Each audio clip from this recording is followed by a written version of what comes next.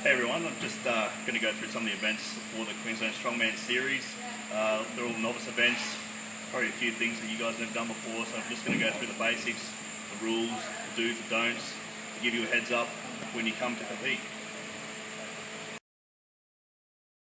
Okay, we're going to start off with the yoke, which is an implement that's carried on your shoulders. Usually it's one of the first events in the competition, so always make sure you get down nice and early before the comp starts and get a good yoke height. Yoke height's really important when you're doing the yoke in the competition, because if you have it too high, it's going to scrape on the ground. Have it too low, it might be too heavy to pick up off the ground. So you want to have a few practice runs with it before the competition starts and make sure that it feels right. A few tips with the yoke. You can hold it two ways. You hold it with your hands down the side here. Some people, you've got flexibility, hold it like this. Doesn't really matter how you hold it. But you also want the bar to be nice and high on your back, like right against your neck.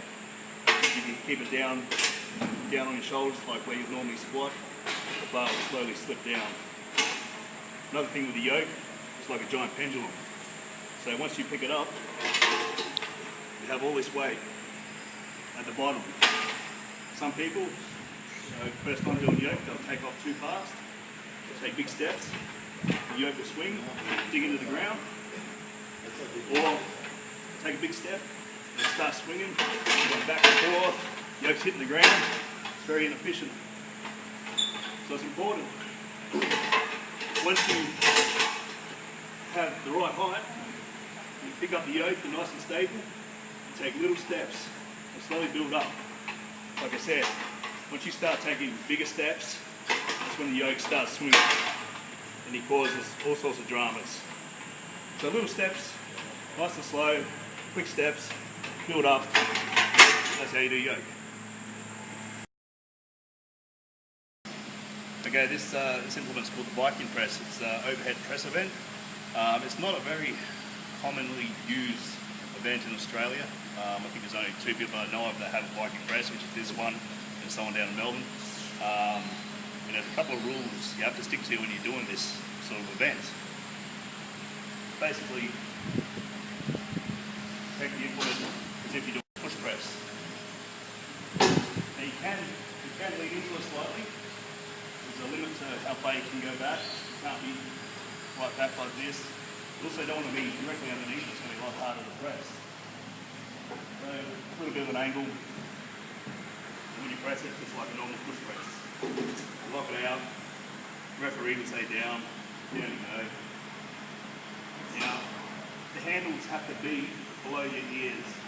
Some people don't have much flexibility, but starting from there, it's not allowed. It has to be at least level below the ears at the starting position.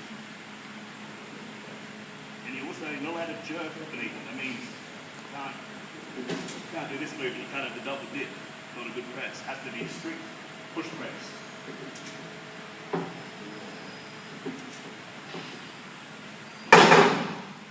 It's as many reps as you can do in 60 seconds. For the full 60 seconds, it must stay in your hands.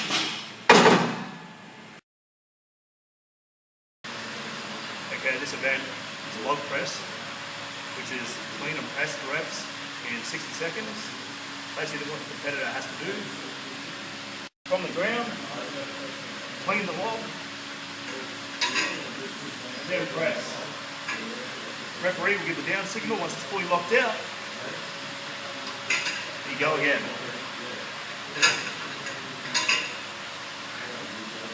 Now, you must make sure, like with Olympic lifting, that you're fully locked out, your head's through, your feet must be planted. That means once you press it, you can't stumble. If you do a split jerk, you must bring your feet together. And that's basically it. Full extension lock out, referee say down, down, and then you just keep going. Once again, if you haven't used a log before, come in a little bit earlier before the competition and have to play with it, because it is very different to pressing a barbell.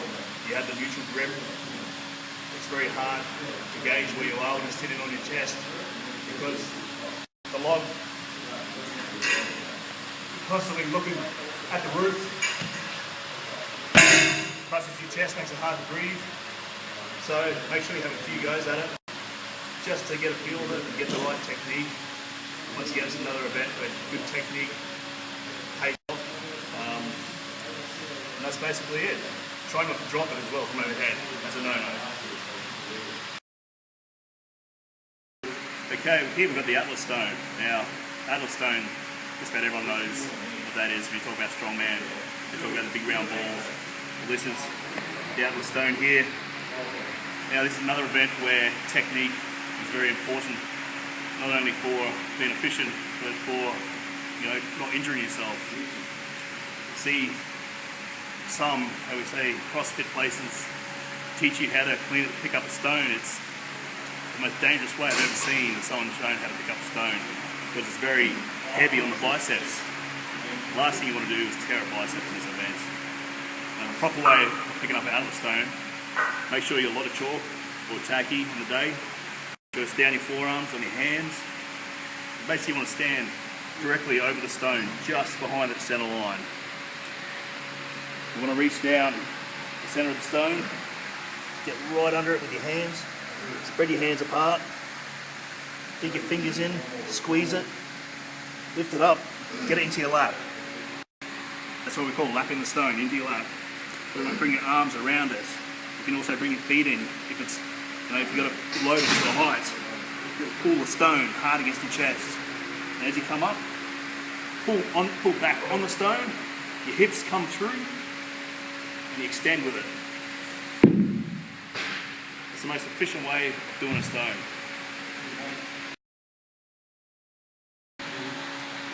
Okay, here we've got dumbbell press. Now, it'll either be on its own for reps, or it'll consist of a method of 4 implements, maybe an axle or log, dumbbell, keg, whatever. There's a proper way of pressing it. If you do it wrong, there's a good chance you injure your shoulder. I unfortunately injured my shoulder at the start of last year, and it put me out for most of the year. So technique is very important with this event. With the heavier dumbbells, I have a technique I use where I swing it to get to my shoulder.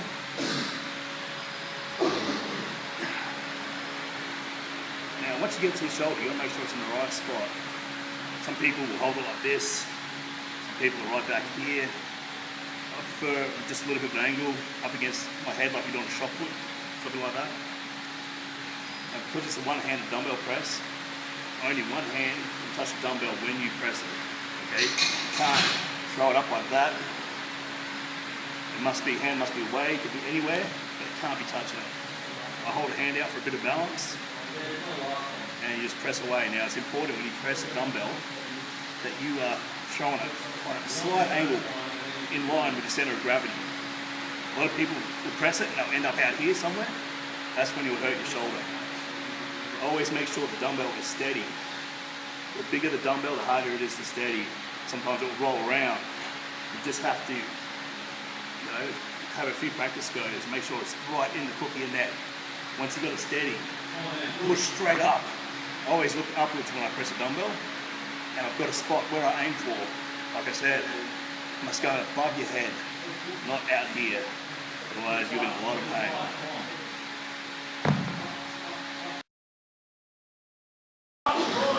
Okay, this is another classic strongman event for the farmer's walk. It's very heavy on the grip, really tests your grip. There's a few things to take in mind when you're doing farmer's walk. It's mainly your posture. So basically, you'll have an implement similar to this, got a couple of handles, weights are usually on each end. Now, when picking up the farmers, I find for myself it's very important that I'm just behind the center line of where I'm gripping the handles, because I'm going to use a lot of legs and a lot of hips to pick up the farmers. You don't want to really deadlift it. It's more efficient to use your legs and your hips. Gets you in the position a lot quicker, and you can take off down the track. So you want a good grip, lots of jaw, hips down. You want to pull with your chest up. pull up with your chest, shoulders back. Once again, like a yoke, you want to start off nice and steady. A lot of people who've never done it before will go out like a bull at a gate, and they'll lose their posture and their shoulders will start rounding forward. Once you start rounding your shoulders, see the farmers, they start crossing over each other. So you want to keep your shoulders back, your chest up. You want to keep your knees up, because it's very easy to trip over when you're doing the farmers. So you say, if that happens, pick it. You're going to hit your heel on it, you're going to fall over, you're going to lose a lot of time, lose a lot of energy. The key, small steps to start off with and slowly build up. Keeping your shoulders back, keeping your chest up, your chin up. I always tell newcomers to the sport, look straight ahead, don't look at the ground. And then down the track you'll develop your own technique.